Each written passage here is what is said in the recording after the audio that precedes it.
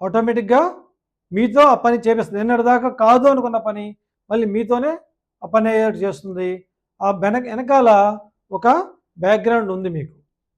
ఆ పని చేయడానికి ఒక అవసరం ఉంది, ఒక నీడ్ ఉంది. ఆ నీడు మిమ్మల్ని ఆ పని చేపిస్తుంది.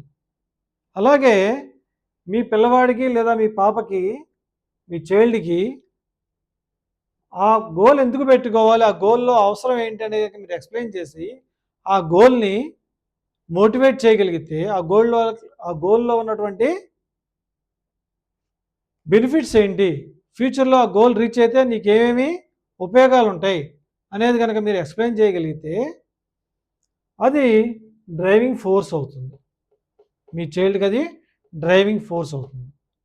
నన్ను నువ్వు ఐఏఎస్ అవ్వాలి, ఐపీఎస్ అవ్వాలంటే అవ్వదు. ఐఏఎస్, ఐపీఎస్ అయితే ఎటువంటివి అచీవ్ చేయొచ్చు, సొసైటీలో ఎలా బతకచ్చు.